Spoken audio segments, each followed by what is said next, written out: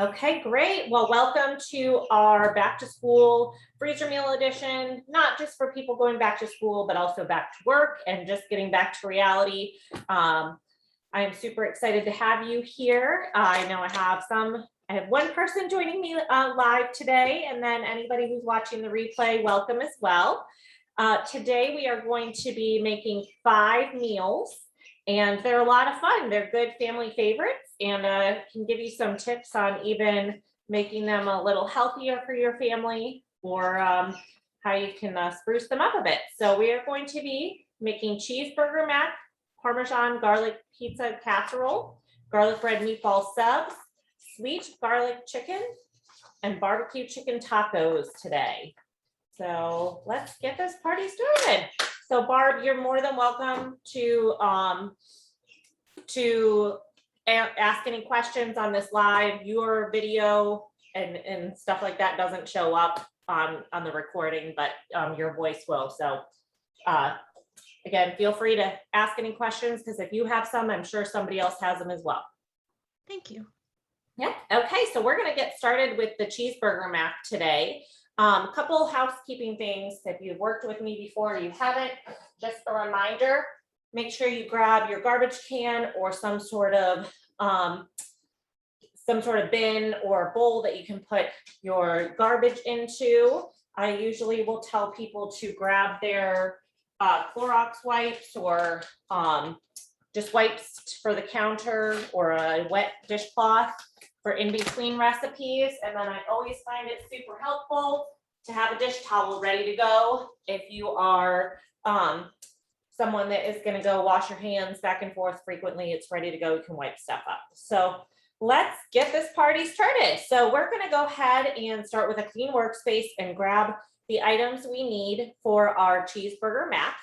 So if you are joining me live, it would have been preferred to have your ground meat already done. If you didn't do that already, it is okay. It won't be the end of the world. You can even do this part like at the very end of the workshop. If you're watching the replay, I encourage you to pause here and go cook that meat up. It will make it a little bit quicker. So you will need your 1 pound of ground beef, or you could do ground turkey. We're finishing up some ground turkey in this house. 1 can of cream of chicken soup, 1 can of diced tomatoes. You're going to need 8 ounces of cheddar cheese. If you bought it shred, that's perfect. If not, we're going to shred it up here at the workshop today. And then for cooking day, you'll need some other things, such as the beef broth and your dry pasta, which is your your macaroni noodles. So the specialty spices, you are going to need the 3 onion rub, the Tex-Mex rub, and then if you so choose, you could add a super veggie or kale and fiber boost to this to add some more vegetables to your diet. The kale and fiber will probably turn it green. So if you're going to do that, we will have tomatoes in this, I believe. No, we don't have tomatoes in this one. No, we do. So that should offset the color of the green a little bit. But if you have people in your household that are opposed to green, you may want to just use the super veggie in it. Okay. Okay, so I'm going to encourage you guys to grab your first bowl and put your plastic storage bag, your freezer storage bag of meat in the bowl. I will tell you, Barb, I know last time you were on, I used those reusable freezer bags, and they worked really well. So I just have had so many freezer meals right now that I only have like 1 clean over there. So I'm doing the disposable ones today. Okay, and then you're going to go ahead and grab a cutting board and your block of cheese, your cheddar cheese, and we're going to grate that up. A little started.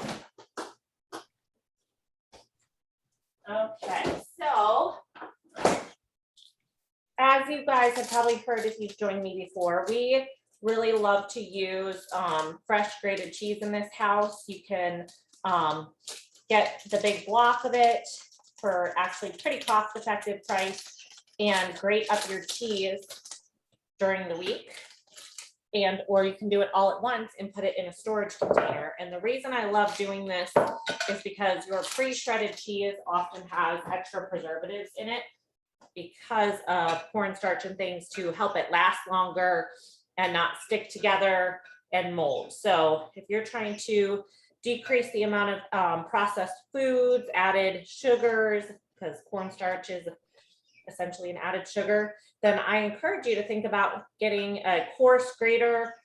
There's adjustable grater sets that are fabulous. There's a coarse one, and we just came out with a double adjustable grater that has like really coarse pieces and really fine on the other side. So this is just a regular coarse adjustable grater, and I'm grating up 8 ounces of cheese. Okay.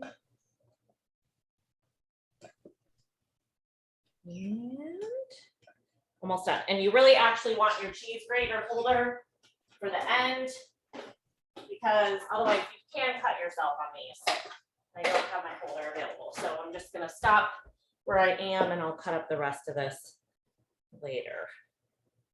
Okay, you're gonna take this cheese now, your 8 ounces of cheese. If you already bought it pre-shredded in a bag, you can keep it in that bag, or you can move it to a quart size freezer storage bag. And you'll put that aside. Okay. When you put this aside, make sure you seal it well if you're grating up your own cheese at home, because you don't want it to get a lot of air in it and be freezer burned. So squeeze as much air out of it as possible when you are sealing it. And then I'm going to spread mine out a little bit just so it's not all clumped together when I put it in after, or when we make it on cooking day. So I'm going to put that aside for a moment. And now I'm going to grab my can of cream of chicken soup, my can of diced tomatoes, and that is all I need for this. And then I'm going to grab my spices. So you're going to need your 3 onion rub, as well as your Tex-Mex rub. Okay, I don't think mine's open yet. So if they're not open yet, sometimes it's easier to go through and just open all your spices at the beginning of the workshop as we're getting started. That way you can just grab it and go, especially if you're doing this at home on repeat again. It just makes the process a little bit quicker. But what you're going to do now is you're going to open your cream of chicken soup. I'm using a smooth edge can opener. Move this out of the way so you all can see. My cream of chicken soup does have a tab, but I have a 12-month-old and a dog that likes to get into the recycle bin. So when I do the smooth edge can opener here, it allows me to not have sharp edges in the case that either of them do, in fact, get into the recycle bin. Okay, you're going to dump that in the bag with your ground meat. Okay. I am then going to add a tablespoon of my 3 onion rub. So if you are using our specialty spices here, a cap is approximately a tablespoon. So you can use your cap, or you can grab, and I always like to show these tablespoons, and the spoons that I have that come in the set and the adjustable set fit really well into our spice jar. So you don't have to like try to maneuver or pour in any way. So like I said, 1 tablespoon of 3 onion rub and 1 tablespoon of Tex-Mex seasoning. And voila. This is the time that if you're going to add your kale or your veggie, I'm going to grab mine really quick. I should have that out and ready to go. I'm actually going to add kale and fiber to mine. And then I'm going to put my diced tomatoes on top and mix it up. So kale and fiber or super veggie. The kale and fiber that I use has 2 cups of kale and 8 grams of fiber, which is, I believe, chicory root fiber in it. So again, just a way for me to sneak in some extra veggies on the side for me and my family. into what tends to be a higher carb meal. So go ahead and open up your tomatoes, your diced tomatoes. If you're somebody that likes to add some flavor, you could make like a cheeseburger club kind of mac and cheese by putting some of the flavored tomatoes in it. You could add some different seasonings if you wanted. I am using the diced, just regular diced tomatoes though. Okay, so now that that is done, I'm going to go ahead and seal this up, squeezing as much air out of it as I can. And I'm gonna mix it up and blend it together. And you guys will be able to see with mine kind of the color that becomes of the kale and fiber mixed with the tomatoes. And then once we add on cooking day, the noodles and the cheese, it becomes a little bit brighter and not as green looking. But I always tell my kids it's monster mac and cheese if it looks green, or the Grinch came, or leprechauns. So I guess, Barb, it's just you and your significant other at home now, correct? Correct. So you can, I don't know if your husband likes vegetables, but come up with something for it. I like your mystery way of sneaking them in. Great job. Yes. Okay. So that is ready to go. So the very last thing you're going to do now is take your cooking day instructions and cut them out. Those are going to be on page 12 of your freezer meal workshop guide. So I'm going to grab my scissors here. Over here. And I love putting these into a sandwich bag to keep them from getting gooped up when you're defrosting stuff. And I really suggest just serving a nice fresh garden salad with this. We're in the fall. It's still a great time to make some salads. You can easily get a nice bag of romaine and put some tomatoes in it. And that is what I would recommend, honestly, for this particular side serving, because otherwise it's a pretty complete meal. So take your cooking day instructions. You're going to want to put the day you froze it on. So the day that you're doing this workshop. And for those of you who have not joined me before or do not remember, our freezer meals typically last for about 2 to 3 months in your conventional freezer and 4 to 6 in your deep freezer. So if they do get lost, having that freeze date on them, they get lost in the abyss, it's happened to all of us, I'm sure, then you at least know when you froze it and can do some planning for eating. So I'm going to put my cooking day instructions, and then I'm going to grab my storage bag. There. And double bag them. So when you do defrost, you don't have any accidental leaks. That helps that protection. And then you can put your cheese in as well. Cooking day. You could even put your pasta, if you wanted to, dump it from the box into a freezer storage bag and throw it in here as well. And then you pretty much have everything but the beef broth ready to go for cooking day. So where did I just put my directions?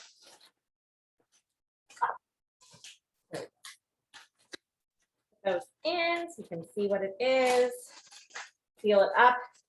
And then when you're sealing it, you have to make the decision of if it's something you're going to pull out and have defrosted and thawed for cooking day, or if you're going to cook it from frozen. That probably will depend on how you're going to kind of put it into your slow cooker. This one, to get out of the bag, you probably are going to have to thaw it out. So if you lay it flat and spread that stuff out, it actually makes it thaw faster than if it's all clumped up. So that one's ready to go, and you can throw that in your freezer. Hey. So we have meal number 1 complete. So we're going to move on to our workshop packet, page 8, to our Parmesan garlic pizza casserole. So you will need 1 pound of ground beef for this. You will need your sliced pepperoni. You will need a jar of pasta, a 32-ounce jar is preferred. You will need your block of mozzarella cheese. You'll need Parmesan cheese, and then your gallon Ziplocs for storing. And then you'll need your garlic and herb rub, your Italian seasoning mix, and your 3 onion rub for the specialty seasonings. So right now, my beef is cooking on the stove. I think you guys can see me over there still. Yep, perfect. Okay. So I actually did some power cooking over here, and I cooked up 2 pounds in my skillet, and then I have this scoop and drain, and that literally I'm gonna be able to scoop this into the bag without having to drain the pan. And so I'm gonna use half of this because I don't need an entire 2 pounds for this meal. But then I'm gonna use the other stuff because I cooked it all up. I can use it for a chili for tonight, or even to make a double of one of these recipes. So if you're somebody that wants to save some time, you can buy the big, 2 pound pack of ground beef and cook it all up and use it for multiple meals during the week. So I have that in my Ziploc now. Okay, so we are going to put that aside if you already have it ready to go. And we're going to actually get our mozzarella cheese grated up. Okay, so the mozzarella cheese is the next step. Take my bowl again. I'm going to take my adjustable grater. If you care about getting cheddar cheese in it, you'll want to rinse that off. If not, it's not going to hurt it for your pizza casserole. It'll be great. But I encourage you to go ahead and just grab out your Parmesan cheese right now too. So you are going to need 12 ounces. No, you only need an 8-ounce block for this one, never mind. But we are actually going to use Parmesan cheese in another recipe. So I will have you guys, if you're grating at home, go ahead and grate all 12 ounces right now. That way we can have it ready to go for the next recipe. All right. Now, Barb, since you're joining live, what is kind of your preference? Do you buy the pre-shredded? Are you shredding at home? I tend to shred because I just like it, and it just feels like I'm really getting into my cooking. So I'm a big shredder. Good. Okay, cool. So, yeah. And mozzarella is a lot softer of a cheese. So a food guard is definitely encouraged on this one. Again, I'm being brisket here, but that's what I would recommend. I swear the last time I did this this workshop, my nose was running too. These allergies are so bad lately here. Okay.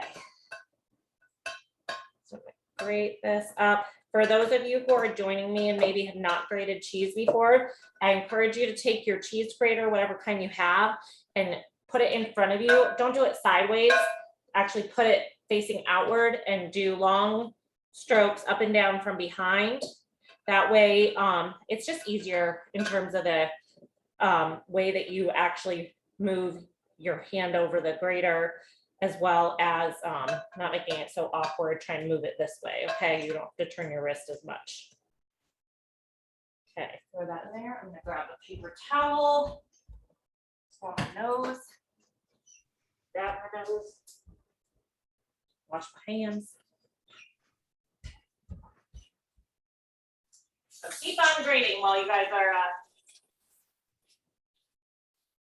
having me take a little break here. Watch out, Liberty. That dog in the kitchen. Got the kids out, but didn't get the dog out. Okay, so I'm gonna go ahead and grate up. I'm actually gonna do my whole other block and just save the rest after the recipe to just keep in the fridge in a storage container for us to be able to use this week. So there we go. Okay. And like I said, that's why you use a food guard. Just got my nail in there. We do have a new grater that has like really like thicker shredded cheese on one side and the fine grater on the other. I just have not pulled it out of my box yet. I gotta do that. So this would actually be a great recipe to have some of that thicker cheese for, and honestly, the thicker cheese, like mozzarella cheese to do for like a regular homemade pizza, not just a pizza casserole. Let's see if this is gonna give me, there we go, better be there. Well, you guys can see what I'm doing.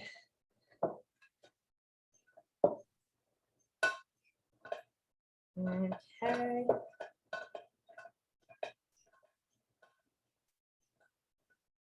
And turn your block once you shred part of it, especially with this mozzarella. Like I said, it's much softer cheese. You could also, with this grater, show you guys a little trick here, put it over the top and shred it this way as well. It's a little bit easier with the mozzarella.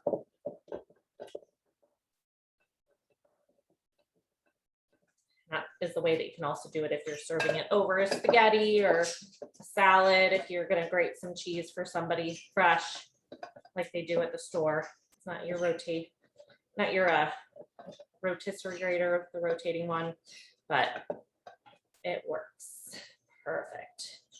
Okay, so like I said, we're not gonna use all this cheese for this recipe, but I wanted to grate it up to get it done. So I'm gonna keep this in this bowl and put it aside for a moment.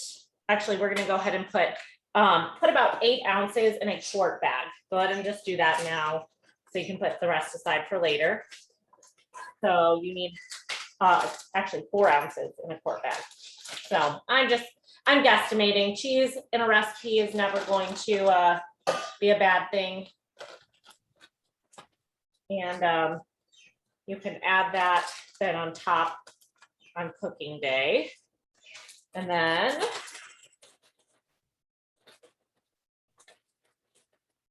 we will save the other half for the next step. Which actually, now that I'm looking at it, I may have actually forgotten to put that on the directions. So once we get to that, I'll have you guys write in that direction for your freezer meals. Okay, next step is going to be taking your Parmesan cheese. Okay, Parmesan cheese, again, is something I prefer to buy in a block. You can grate it up. You can take a fine adjustable grater to grate it up, or what they do in Italian delis is they put it in, they pulse it in a blender to grate up to a nice consistency. So we'll show you, I'm going to show you both today. Let me see. Well, yeah, we'll just do the fine grater today, but maybe I'll do a video, a separate video on grating Parmesan cheese in the blender. Okay, so this one is probably going to be easiest to do this way over the bowl. And you're going to have to guesstimate, either weigh it with 4 ounces or do half of this, but you're only going to need 2. So we're going to need 4 ounces total for this workshop. So I'm going to grate about half the block to start. We'll cut it in half so I know. Oh.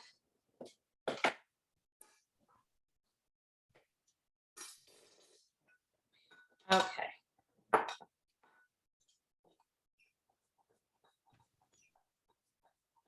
And this is, again, the fine adjustable grater. And it makes this beautiful, you guys can see, just fine pieces of Parmesan cheese. I personally get my Parmesan cheese at Aldi. It's super inexpensive for this big block, and I love fresh Parmesan cheese. Okay, and actually, guys, I like fresh Parmesan cheese when I'm doing just a topping like this, but if I'm gonna need more than that, you guys are gonna get to see the blender in process today. Okay, so I'm gonna grab my blender over, show you guys this.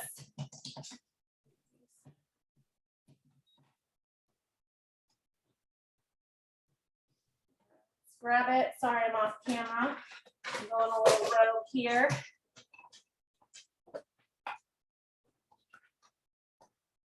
Because we have a lot of cheese to grate today. So let's make this happen. Okay. So this is my deluxe cooking blender. I love this thing. It cooks, it makes smoothies, it grinds cheese, coffee. You can make your own alternative nut butters. You can make your own alternative milks. And what I'm gonna do is take this, y'all here. This way of it. Okay, cool. So I'm gonna actually take my block and I'm gonna put it into like a piece or two, what I had left. And I'm going to put my lid on, doing it backwards. And I'm gonna put this on my grind setting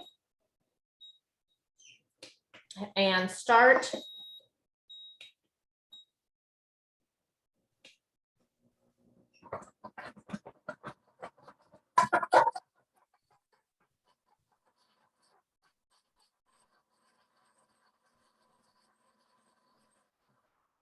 And it's done. Look at how quick that was. So for those of you watching at home, I can show you guys here.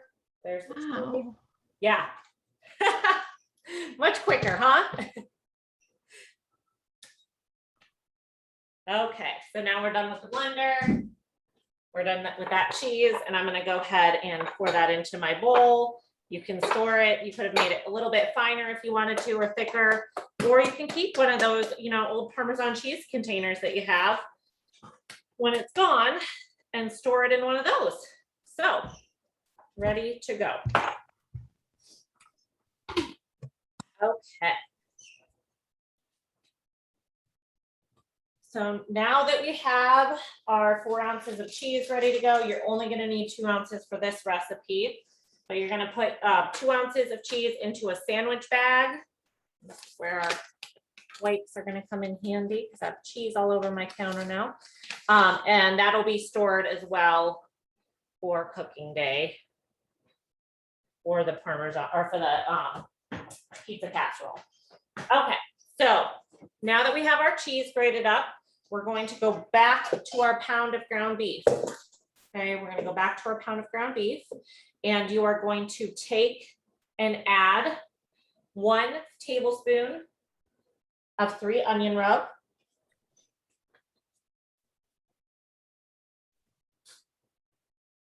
1 tablespoon of garlic and herb rub,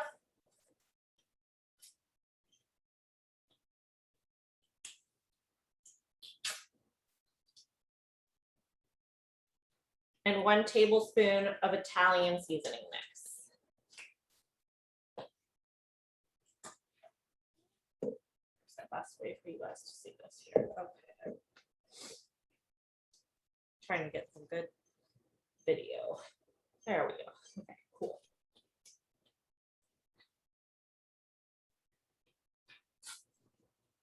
Okay, you are then going to take your pepperoni, and you need about 1 cup of pepperoni. So you can take either a prep bowl, a glass prep bowl, you can take a measuring cup, whatever is easiest for you. I have 1 cup prep bowls here, so if I fill this up, then I'll have an idea of how much I have. And then you can either take a knife and slice it in half, or you can take a pair of kitchen shears and slice it that way. Or if you have the salad choppers at home, that's another great tool to use to cut up your pepperoni. So you can use your salad choppers, you can use kitchen shears. I'm gonna use my salad choppers. It's gonna make it pretty quick. You guys can see that.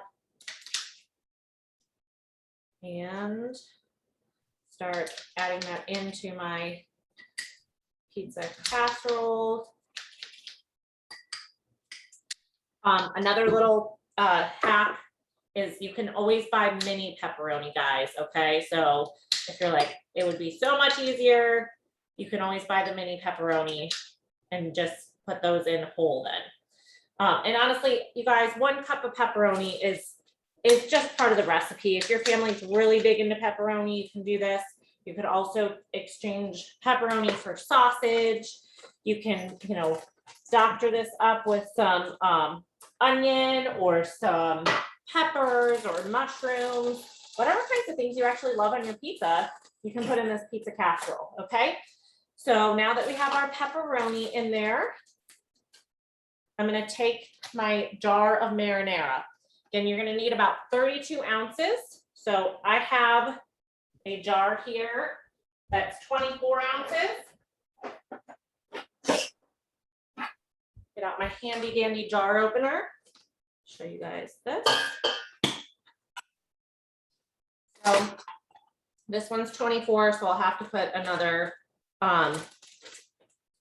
8 ounces in. I think. Or yeah. Okay. To get to 32. So there's that. Grab my other jar. And I am gonna just guesstimate, guys. If you are really into it, go ahead and measure it out if you have 2 24 ones, or you can do what you think is about 8 ounces. Okay, so now that I have this in, this is the one step I forgot, guys, and that was to add another 4 ounces of mozzarella. So take your cooking day or your prep day instructions and make sure you put the add 4 ounces of mozzarella to the actual bag here, okay? Again, I'm going to guesstimate what that is. And there we go. Okay, I have all my ingredients inside the bag. So now we are going to close it up, seal it up, and get, again, as much air as possible out of it as you can when you're sealing. And then you're gonna go ahead and take and knead the mixture. This would again be a great recipe to add, sneak in some of those veggies too, the kale and fibers, the super veggie. I actually may just, as long as I have my kale and fiber here, I'm gonna add that in. But again, the super veggie is one of my new favorites. We just ran out. So I'm gonna use my kale and fiber to get some of those veggie servings in. For a dish like this that has a good tomato base, you're not gonna taste the kale and fiber like you would in something that maybe is a little more creamy. So I always say that the tomato sauce definitely is good at hiding that little bit of a bitter kale taste to it. Doesn't add a whole lot, but enough that people would notice if it wasn't in a tomato base. Okay, and again, it just gets a little bit more of a darker kind of brown rather than red, which once I put my cheese and everything else in it on cooking day, it's really not gonna matter, but the super veggie is not green. The super veggie is orange. So if your family is somebody that the looks are the appeal, then that might be the case for them. It almost looks like a chili color to me. Okay, so that part is done. So now that I have that ready to go, I'm going to go ahead and grab a sandwich bag for my mozzarella, or for my Parmesan cheese. Take 2 ounces of that. Again, I did 8 ounces here, so, or I did 4 ounces here, so 2 ounces is half of this. So about estimating here. Close that bag up. Grab your 2nd gallon storage bag.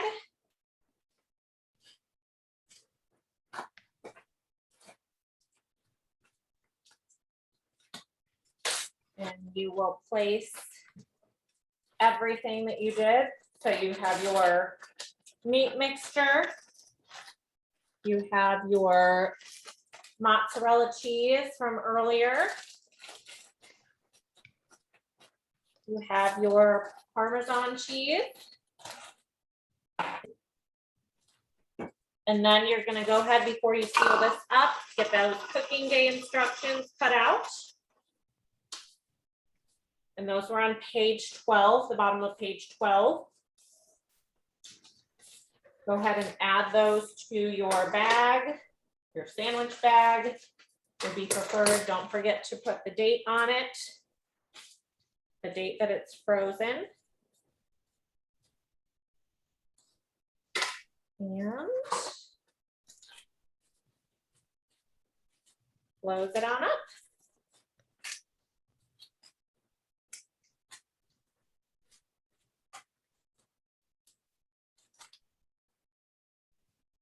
Okie dokie.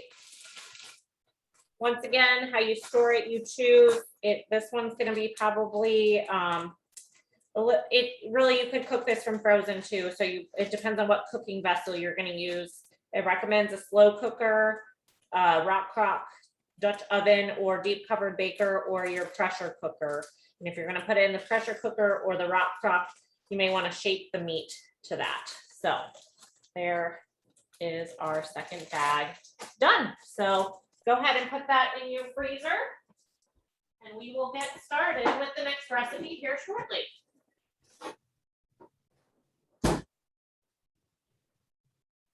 Okay, move this up a little now.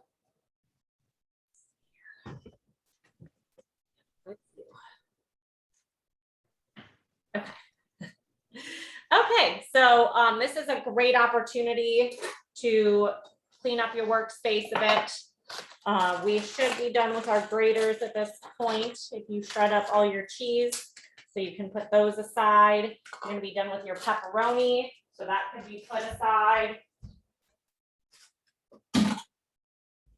Put it in the freezer, back in the fridge for another recipe. Pepperoni is a great one to use for like a snack board, guys. So like a charcuterie board or things like that with some crackers and cheese is a fun little snack or meal. I'm gonna say snack time for dinner. So when we do cheese and vegetables and crackers and fruit, cut up all on a snack tray and get all our food groups. But okay, then I'm gonna take my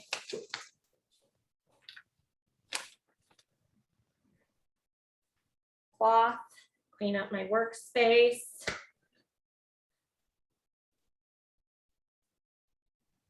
And put my cans in the recycle and move on to our next recipe. Okay, so for those of you who are ready to move on to the next recipe, we are going to be doing our garlic bread meatball subs next. Garlic bread meatball subs. So you will need your bag of frozen meatballs. You will need another jar of plain marinara sauce, 24 ounces for this one.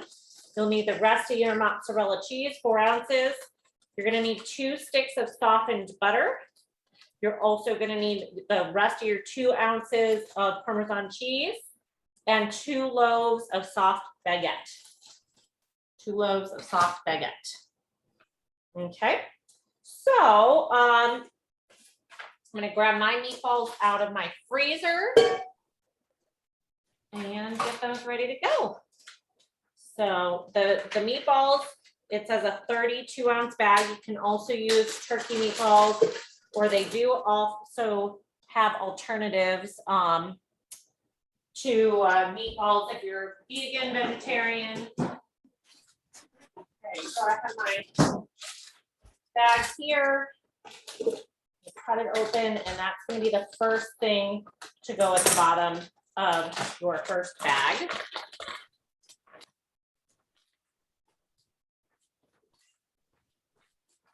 You could also make this with homemade meatballs.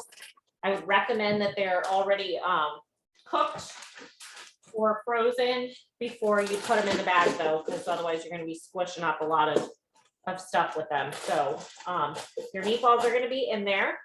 You are then going to add your jar of sauce. Let me use the rest of one of my jars. And I actually will probably just take a little bit of water in the bottom of this jar, not a whole lot. You don't want this to be super watery, but just enough to fill a little bit of the bottom. And I tend to shake this up then. This is a really great way to just get all the sauce out of the jars you're using and stretch your sauce a little further too. I don't like a whole lot of water in it because I do really feel like then you have a soupy spaghetti sauce, but this is just enough to get the tomato out of the jar and have pretty clean jars. Okay, now you are going to take your specialty seasoning, garlic and herb rub. You are going to need 4 tablespoons of garlic and herb rub for this recipe altogether, but right now you're only going to add 2 of those tablespoons, okay? 2 tablespoons of garlic and herb rub to this mixture.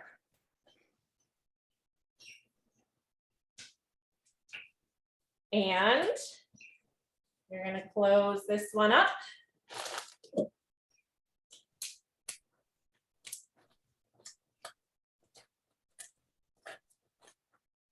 Get as much air out as possible. Again, you could add the super veggie or kale and fiber to this if you want to boost up your veggie content. I would actually add super veggie to this one. I think that would give a good flavor and be a good addition. Okay, so make sure you knead up that mixture well. Okay, now you're going to take your 4 ounces of cheese, of mozzarella. I'm just going to use the rest of my mozzarella and put it in a bag. This is going to be actually be put on top of your subs. Okay, so grab this on cooking day. So if you have extra stuff on cooking day, you can use it for a different meal, but in case you guys like a lot of cheese on your subs, that's ready to go. And then the same thing with your Parmesan cheese. Oh, actually, you're going to set that aside for the butter mixture. You don't need to put that in a bag. So we're going to put this aside for now. Okay, now for the butter mixture. Couple things to do with this, guys. If you have a manual food processor at home, that's a great one for this. If you have a blender at home, that would be good. If you have a electric food processor, that would be great. Or if you have the new Flex Plus from Pampered Chef, that's also a great one. I'm actually going to use my manual food processor today because that's what I put in my instructions. And what you're going to do is move on to creating your butter. I know I skipped step 3. Don't worry, we'll come back to that. You are going to take your 2 sticks of softened butter. So mine have been sitting out for a bit, and put them in whatever vessel you're going to use. If you don't have any of those things, grab a bowl and a fork or a whisk. And you're going to be doing a little bit of manual mixing here. Okay. If it's not soft enough, you forgot to take it out of the fridge, you can probably put it in the microwave, but just for a very short period of time. You don't want it melted, you just want it softened. Okay. Let me grab my wipes because now my hands are all greasy. So next to the butter, you're going to add the Parmesan cheese to your vessel, whatever you're mixing it in.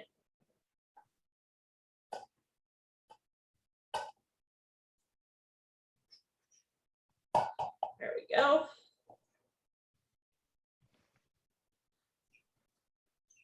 Out. And then you're going to add 2 tablespoons of your garlic and herb seasoning mix. Okay, or garlic and herb rub.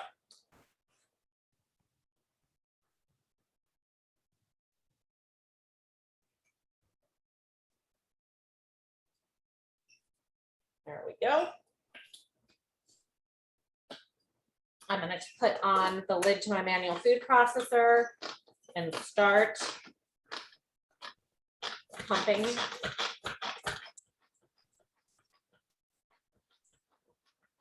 Mixture a bit.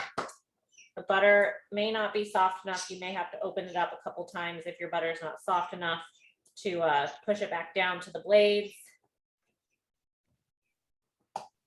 Go, and this one I may again. Just see what it does with my blender. Okay.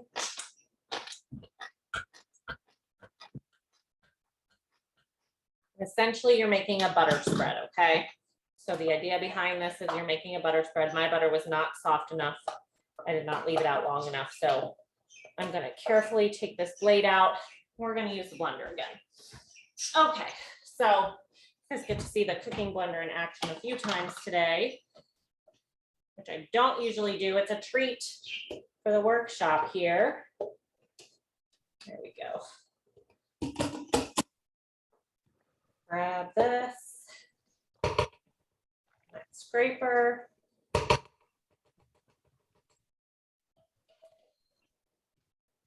And that down there.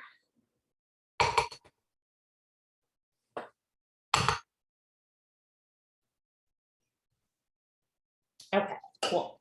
So I'm gonna put my blender base back up here for you guys to see. Put it on.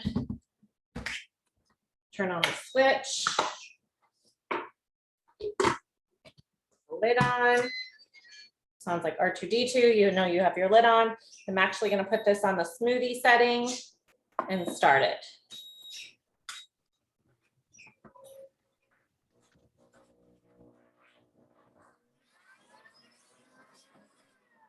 And we have a damper, or you can open up your blender and push it down again.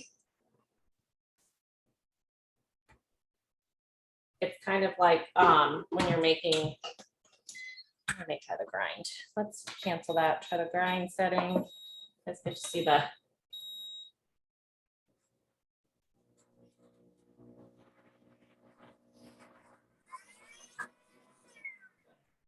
So if you use the damper, or the tamper that comes with the cooking blender, this is what you would need to do also for when you're making nut butters, is you push it down while it's blending.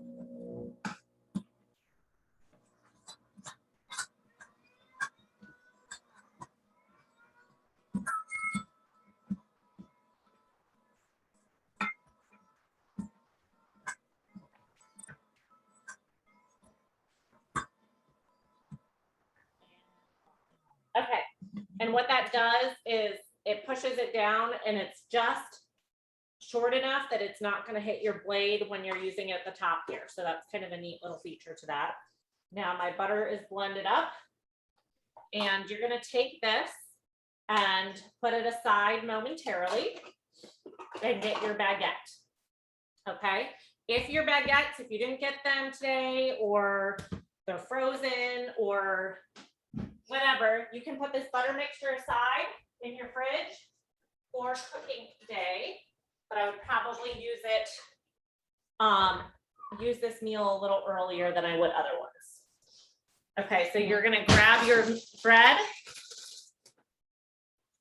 Mine is frozen because I use Schwan's baguettes. Here for a minute. So some of mine's partially defrosted, some of it is not. But we'll go ahead and open these up and I can show you guys these. They're great to have on hand. You have a Schwan's near you. I personally really enjoy this baguette. Okay, so what you're gonna wanna do, you're gonna wanna cut your baguettes lengthwise with a bread knife. Okay. My bread is still slightly frozen, so it's looking a little bit harder. It won't be that hard for you though with fresh baguette. And this is going to be used for your meatball subs. And that. side. Go.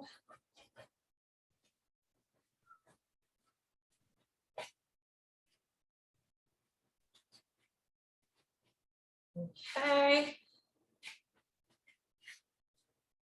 And I have one more in here. So the kind that I use comes with 3 baguettes in it.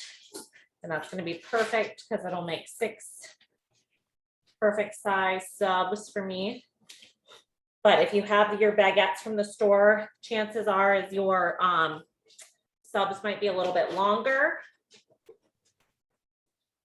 Okay. So the next step that you're going to do is you're going to take your spreader. I love my scoop and spread for this.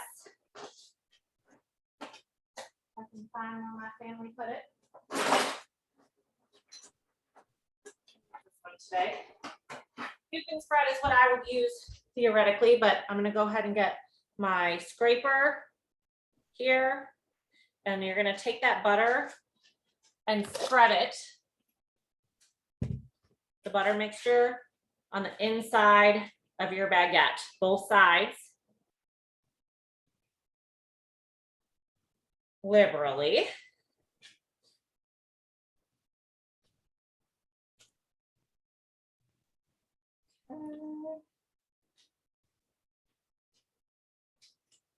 Go. There's one. I'm gonna close that up.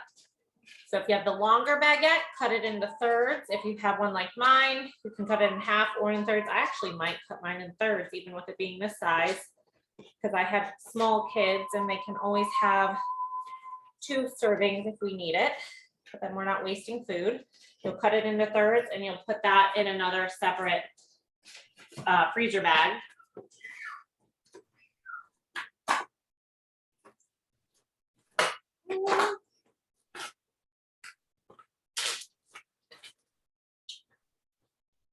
There we go. Now I'm going to grab my next baguette, open it up, take that butter mixture, spread it on.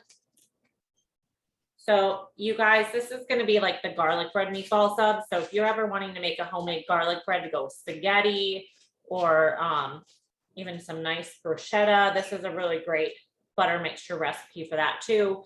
Especially if you have some of the leftover garlic and herb seasoning, you can use that for butters. Okay. Grab some more. And I'm applying liberally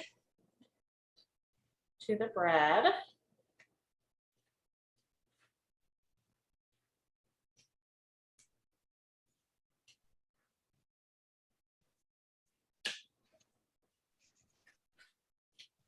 Okay, I'm going to close this one back up again.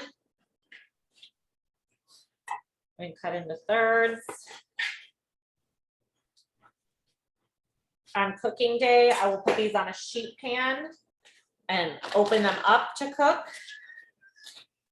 But while I'm storing them, it's going to be a lot easier to do it this way. You can probably hear the baby in the background. Okay, you might need 2 freezer storage bags for these, and that's okay. Okay, and last baguette here. Spread that butter mixture.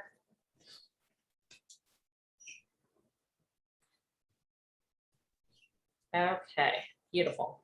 So on cooking day, you'll need your oven for this, and then whatever you're making your meatballs in.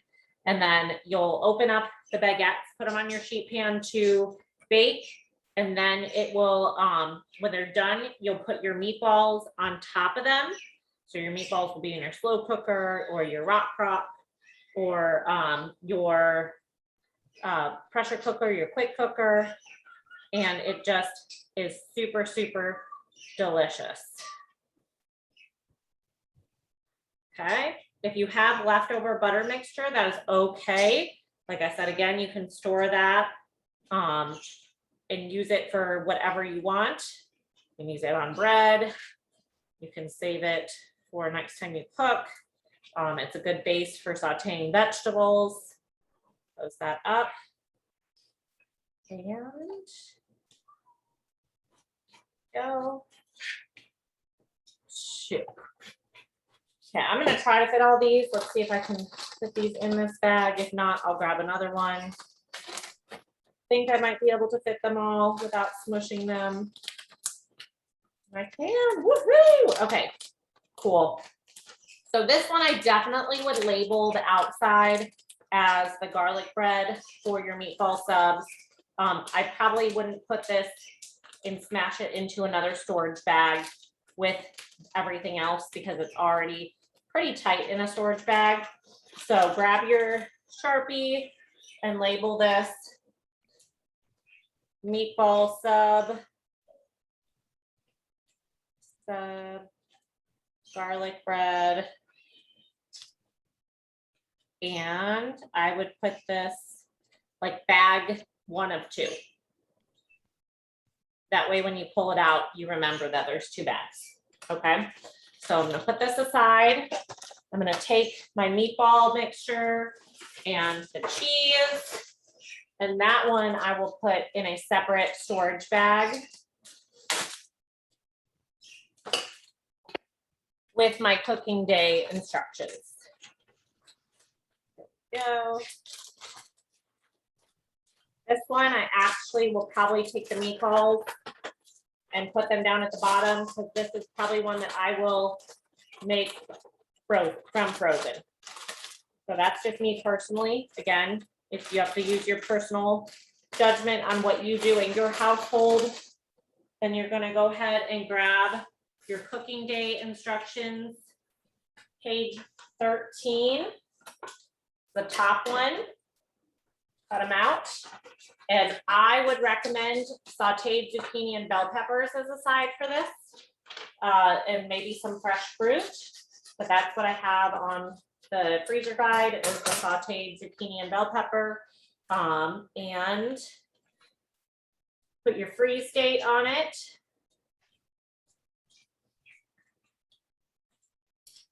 Add it to your sandwich bag.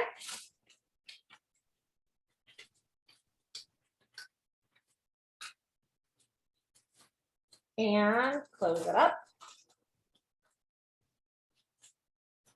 Put it so you can see it. And then on the white part, I would take your Sharpie and label this bag 2 of 2. Okay. You might want to put meatball subs, bag 2 of 2. Bag 2 of 2. Cool. Okay, so you can close up that final bag and store these in your freezer together. Okay, so leftover butter, put it in a container. You can put it aside till you're done prepping. Or again, if you want to make it tonight, you could saute up that zucchini and those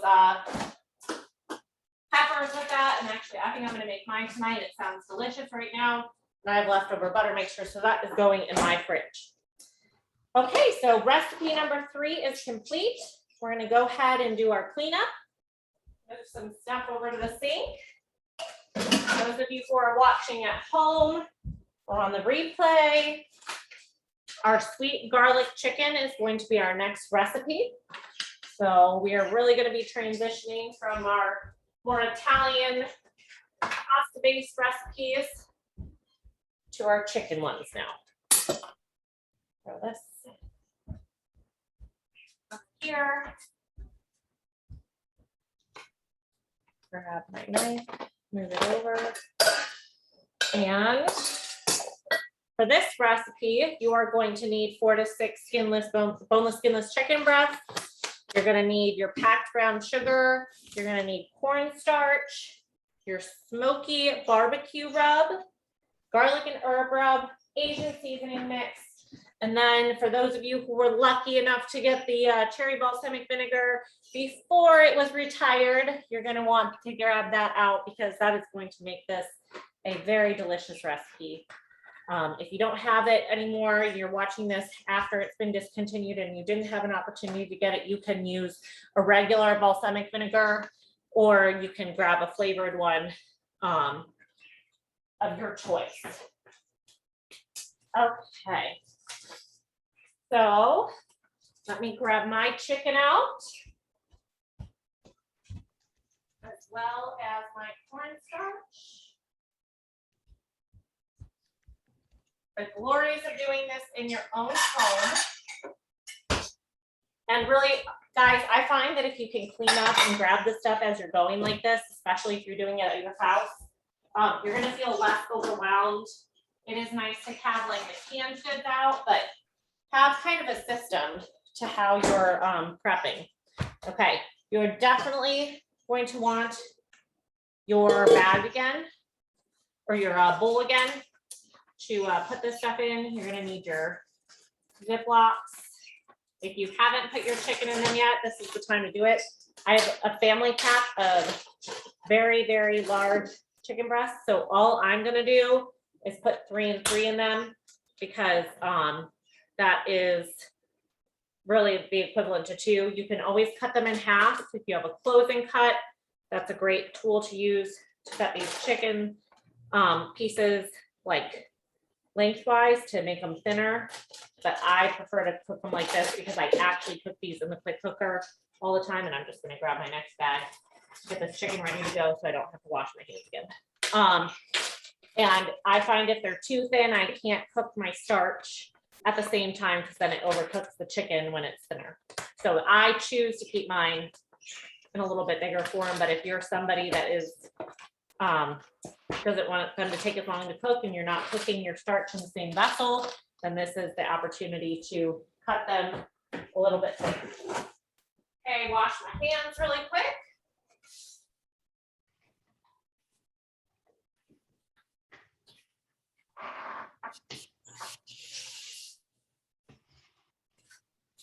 Okay, let's get started on this sweet garlic chicken. I am so excited for this recipe, guys. So what you are going to do is you're going to open one of your bags of chicken that contains two pounds, and you're going to go ahead and put half a cup. Well, I'll do this in order. I'm going out of order. You're going to do 2 tablespoons. Grab your smoky barbecue rub. Okay, 2 tablespoons of smoky barbecue rub.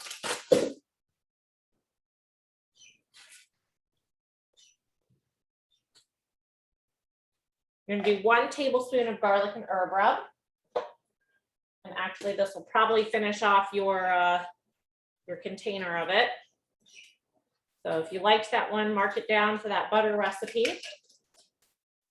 You're gonna do 1 tablespoon of Asian seasoning mix.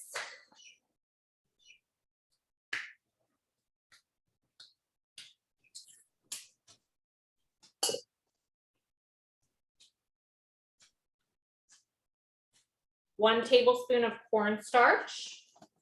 Cornstarch is going to be your thickening agent. So if you are somebody that is trying to cut back on carbs, you probably could use like a Salem husk or xanthan gum type thickener.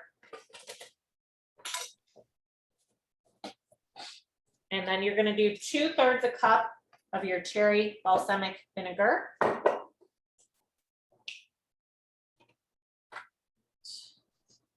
I'm using my Easy Read measuring cup so I don't have to bend over. For the rest of this, you guys can either save this, you can look up my worth waiting for chicken recipe, or it's great for a salad dressing. Okay, so if you want something to go along the side with the sweet garlic chicken, you could always make a salad with a cherry balsamic vinaigrette dressing. You're going to take 1 cup of brown sugar. This is coming out of here. Packed brown sugar, guys. So you're going to want to make sure that it's pushed down in your measuring cup.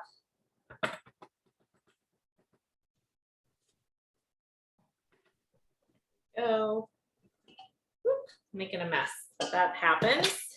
Okay, packed brown sugar in there.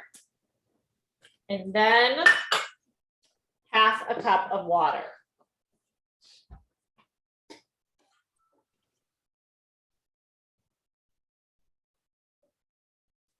And I'm using the same cup that I used with cherry balsamic vinegar for my 1/2 cup of water, because that allows me to get most of that vinegar out of there. Okay. You will now take and close up your bag. Get as much air out as you can.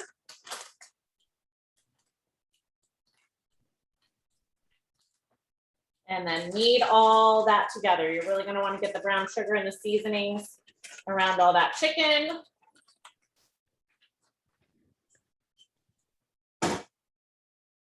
There. Okay. Shake it up. And on cooking day, again, all these flavors are going to go together, but you're just giving that extra flavor boost by letting it marinate in the freezer. You're going to then double bag it and grab your cooking day instructions. This recipe, I suggest, I told you guys maybe a fresh salad. I didn't have that on there, but also green beans and broccoli, or broccoli and rice. So I actually personally, like I mentioned, love making this in my pressure cooker. My quick cooker is amazing. And I have a ceramic pot that goes on like a rack on top of the chicken. And so I can literally put my chicken on the bottom, the rack, my ceramic bowl, and put the rice in the ceramic bowl, and it all cooks at once. And so I don't have to worry about it. I love making my rice in there, and from frozen, you cook for 12 minutes on high. If you add the rice in there, just let it naturally release the pressure instead of pressing the button manually. And you have perfect, particularly jasmine rice is what I like to make almost every single time. So I forgot to put my date frozen on my bag here, so I'll put that on my outer bag. But I'm gonna go ahead and take a storage bag, add that to the storage bag. And I am folding this one up instead of laying it flat, because like I said, again, I am putting this in my pressure cooker frozen. When I cook it, I just know I'm going to do that. If you're somebody that's going to take it out and cook it thawed, then you may want to lay it flat. We'll make it a little easier to thaw. Okay, squeeze the air out of this. And voila. I'm going to put my freeze date on here because I forgot to put it on my instructions. Sweet garlic chicken. And then 9:26. So, any suggestions for sides? Is there anything that you guys like if you're watching the replay, or Barb, I know you're watching live. Do you have anything that you would put with this for a side?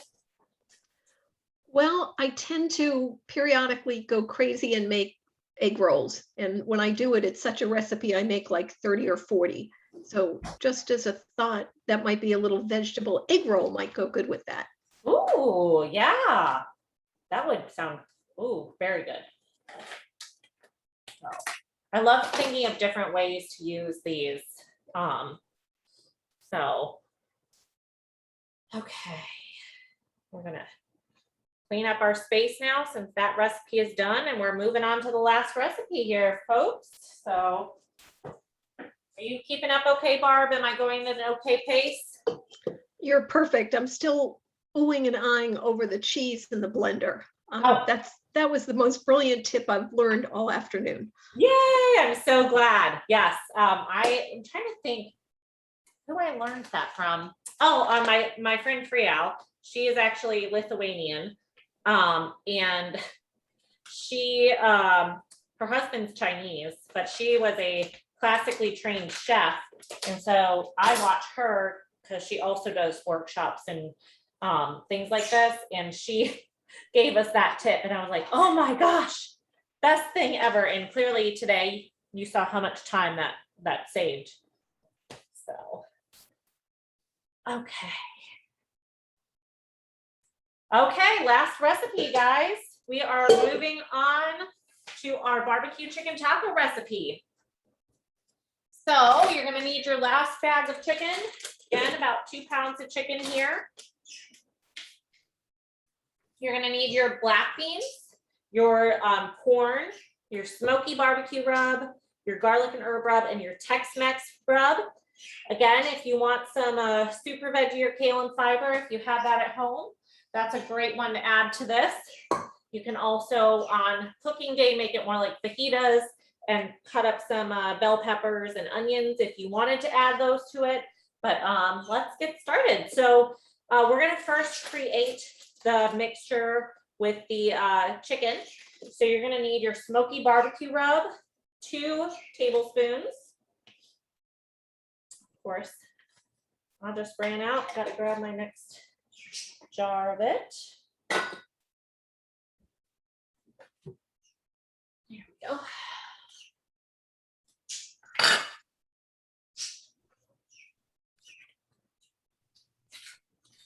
All right. You're gonna want your 1 tablespoon. You guys, I don't know.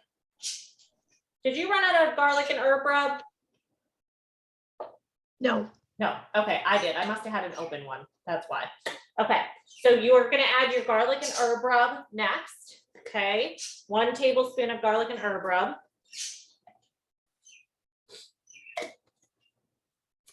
And then I think this is where I forgot to add this to the recipe thing too. You need 1 tablespoon of Tex-Mex rub. So add that to your cooking day instructions. I'll fix this and send out a modified version to you guys so you can save it and have the one with all the correct instructions on that. Grab that and write it down. Stare at these documents for hours sometimes and just miss what I need. Okay, cool. Okay, so then you're going to take your can of black beans, and this is where, if you haven't heard about my Easy Read measuring colander, I personally love the Easy Read measuring colander. I'll show you guys how to do this over this bowl that's already dirty, but we are gonna take the smooth edge can opener, and you're gonna want to drain your black beans. And I also recommend rinsing them. So this Easy Read measuring colander, you're gonna see how great it is for this purpose, but I'm gonna demonstrate it over here instead of dragging you over to my sink. So it's this little colander. If you have a double sink, it's perfect. So you can like hang it right there and it fits perfect. It stays up right on your double sink. You can then take and drain your beans. Again, you would be doing this over the sink if you wanted to. I wanted to show you guys here how it works. And then I'm gonna go take this over to my sink and rinse them, but you can drain and rinse all in one and then dump it in that bag. So give me a sec.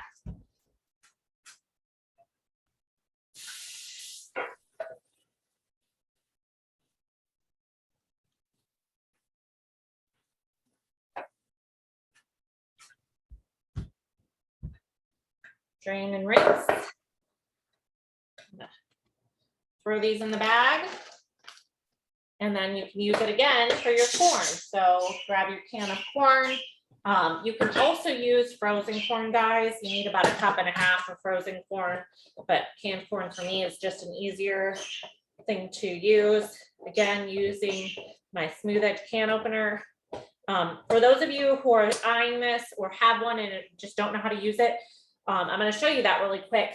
You actually just put it on top, and then you can just let it, turn it and let it clip, and you'll feel it, and you'll be able to lift open the can, or lift up the can with it, and you'll go all the way around, and then you'll feel it release, and then you'll turn it back the other direction to release.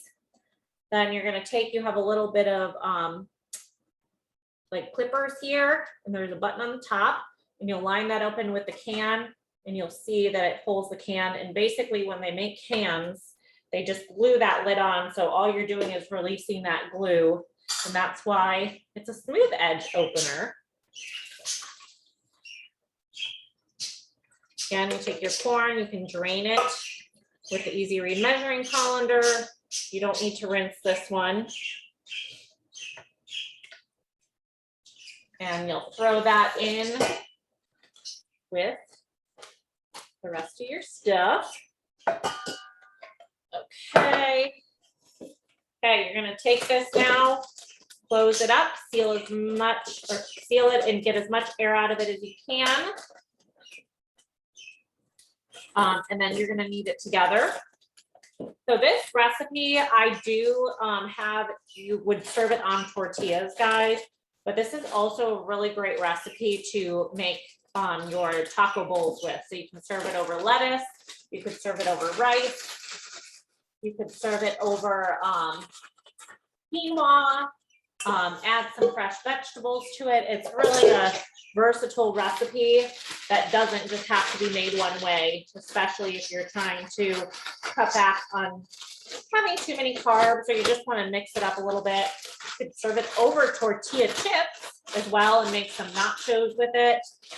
So lots of different ways to use this base chicken recipe and mix it up a little bit.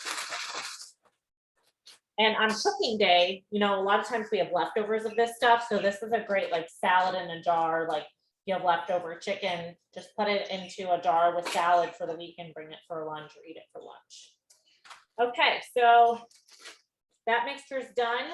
Again, I'm gonna probably put this frozen into my quick cooker. So I'm gonna personally kind of clump it up at the bottom here and then put it in my bag because I know about what my quick cooker size is, and put it into my second storage bag. This one especially with the chicken seasonings, I don't want it to leak when I'm putting it in my freezer to, or if you're defrosting. Okay, you'll take your final cooking instructions. Put your freeze by date on them. One of the other things that I recommend serving with this is the Southwest cabbage salad. So you could buy, I personally like the Aldi pre-made ones, but you could put that over cabbage in a bowl too and have a taco bowl that way, or just put the Southwest cabbage salad on the side. And that's a really great way to get that complete meal with those extra veggies.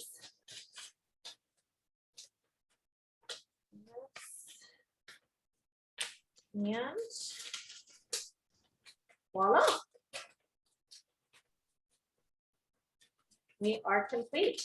So one last reminder for those of you who may be joining me for the first time, freeze dates. The best rule of thumb is about 2 to 3 months in your regular freezer and 4 to 6 in a deep freezer.